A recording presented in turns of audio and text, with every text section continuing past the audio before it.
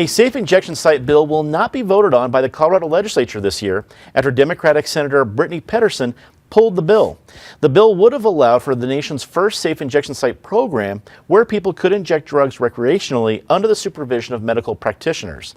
Patty, did our friends at this table, Stephen Tubbs and Peter Boyles, help make this bill get pulled at the legislature level?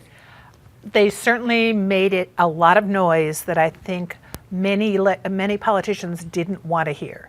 So the person who has to be the most relieved right now is Mayor Michael Hancock, because he had initially come out when the city council voted 12-1 in favor of the safe site, initially said he would support their decision. Then you start hearing there are problems with the idea, and the city council thought it would have some protection because it couldn't go through without the state legislature approving this. But certainly Brittney Petterson and Leslie Herod, they had made a plan. They were really pushing for it, and Brittney Petterson has exactly the best explanation possible. I mean, she has her mother who's had these issues. We talked to two mothers who lost their sons to drug overdoses and said, you know, we've studied it. This isn't a pleasant idea, but it's one that could work. But with all the noise coming out of Denver and around the state, the legislature Petterson just decided this is not the year for it. There's too much noise, there's not enough research, we're not going to have the support, and you have to think that Hancock especially is breathing a sigh of relief because he's got an election coming up in less than 3 months, and this was not going to be an easy issue for him to deal with if the state had passed the legislation that enabled Denver to open what City Council had approved. Chris, are you surprised the bill wasn't even wasn't at least brought to debate? Because even though there's a lot of debate in the public sector side, there's radio talk show hosts or newspaper, everything else like that, we didn't see it at the legislature level. Were you surprised it didn't get there? No, I'm not actually that surprised because I think the debate outside the legislature was pretty firmly settled. This is a bad idea. It's very well intentioned, and you think, oh yeah, these folks will come in, they'll get clean needles. If they overdose, they'll get Narcan. Then they'll want to get help, and then they'll seek treatment. When in fact you end up normalizing addiction, you end up with a greater number of people coming into this state to do heroin, to do these drugs. You may end up with a higher fatality rate outside of these centers. And so it's a bad idea. I think we need to get folks into treatment, also recognize that some people will go into treatment and will continue to do drug use. It's a terrible thing, but people have free will, they make choices.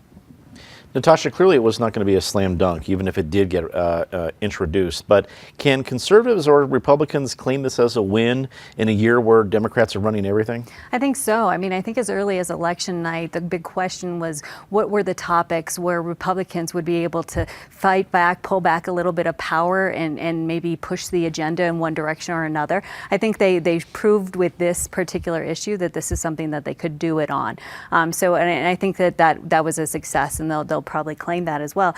I mean, obviously, the problem is we are still in a crisis, and I think that word is so overused these days, but for this particular public health crisis, it's important. I mean, we're losing 130 people a day across this country. This is a major billions of dollars economic impact on this country. So thinking outside of the box is something that has to happen, because if we wait 10 years, 15 years for the perfect policy to develop, we're not going to get to solutions. So I do have to give the state legislators and city council and various other people a lot of credit for taking a hard topic and thinking about, okay, what could we do to actually change this? Because for any of the families that are losing people today, this isn't something that we can solve 5 years down the road. Scott, it seemed that not only was it a controversial idea, but there was this reticence of Colorado leading the way. We were going to be the first state in the union. Is it something that you think this was just a little too early to try something like this without any other places except for possibly Vancouver to look at as possible models? Well, I think it's just a great example of a sound policy that makes a lot of sense, that people have a visceral reaction to. And if we let the visceral reaction that people have on this issue cloud over the science and the research and the reasonability behind the proposal, then we miss out. And we do have a crisis on our hands. And I think we have a situation on our hands where the main Denver Public Library has to keep Narcan on stock because people are choosing to inject in their bathrooms, and they're actually on the front lines of this crisis, why don't we take drug addiction out of the shadows? Why don't we make sure that we can work with people in a more normalized atmosphere, as opposed to marginalizing it and just having crisis after crisis in the shadows in our communities. So to me, it's a great shame. I think we could have had a really reasoned public policy discussion, and instead we allowed the yuck factor and the demonization to cloud over the very real reasons to pursue this.